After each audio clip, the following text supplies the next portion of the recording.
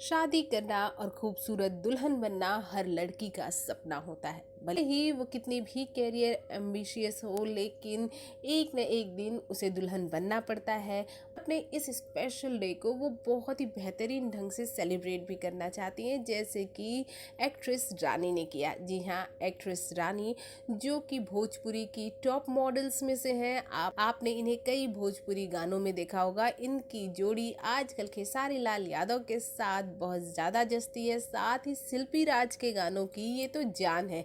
फिर वो चाहे नैया डोले हो या फिर सैया का बेलल रोटी हो, सभी गाने ब्लॉकबस्टर रहे हैं। और ऐसे में रानी ने शादी करने का फैसला लिया और अपने सोशल मीडिया साइट्स पर उन्होंने अपने सोशल मीडिया साइट पर अपने शादी की कई फोटो पोस्ट कर डाली और कई सारे वीडियोस भी।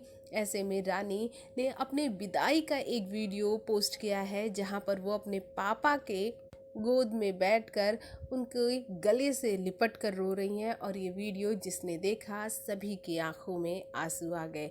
वैसे विदाई वाला जो सीन होता है शादी में, सबसे ज़्यादा इमोशनल वाला होता है।